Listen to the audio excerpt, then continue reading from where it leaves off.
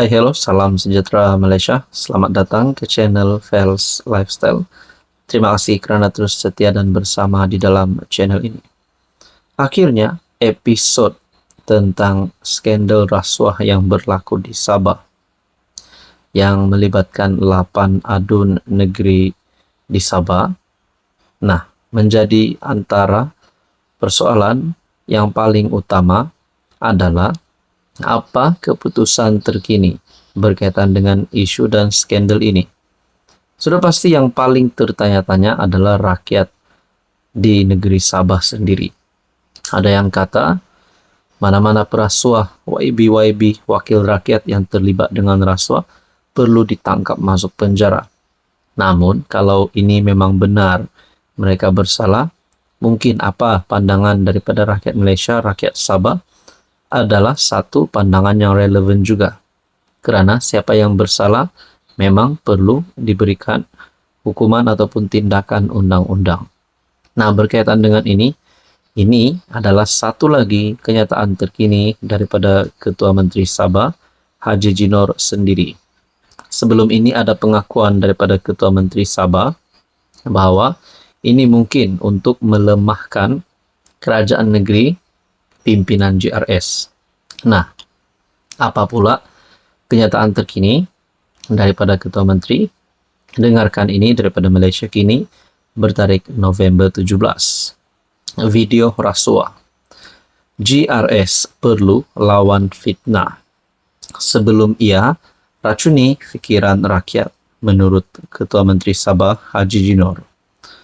Menggesa parti komponen GRS agar meningkatkan usaha melawan fitnah yang didakwanya dibuat untuk menjatuhkan kerajaan negeri itu.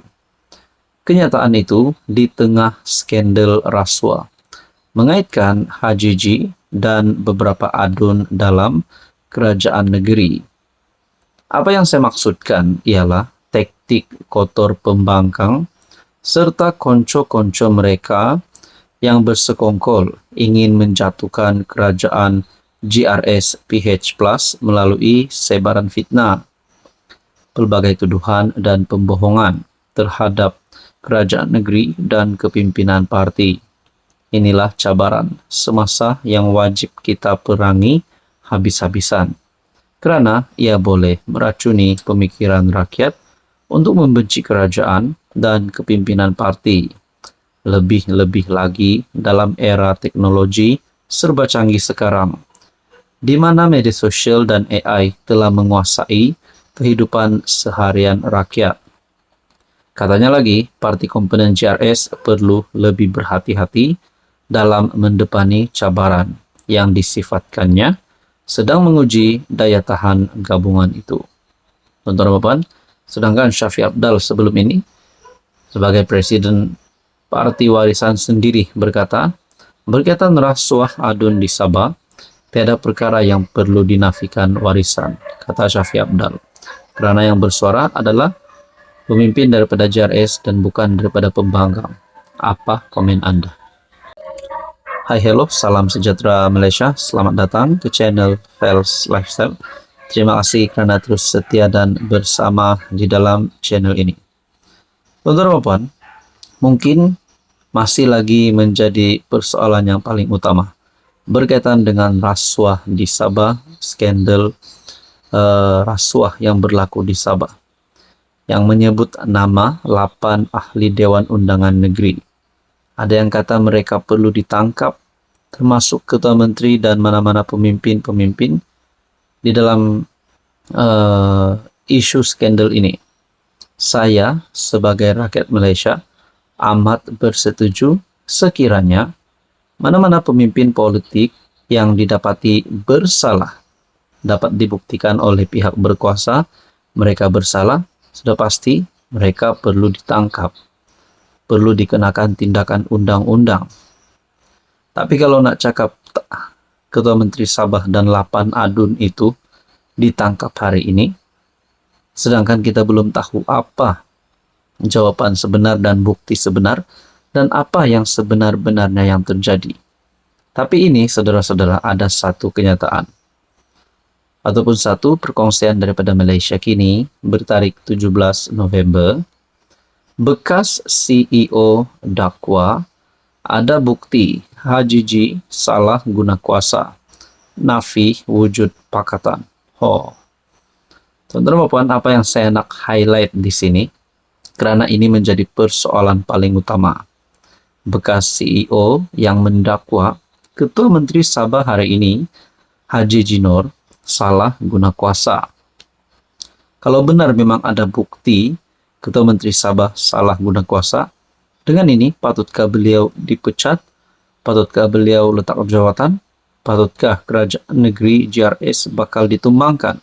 Nah, saudara-saudara, bekas CEO Sabah Mineral Management SMM, Sdn Bhd John T. Enggihon menafikan dakwaan dia berpakat dengan pemberi maklumat di sebalik video dakwaan skandal rasuah adun.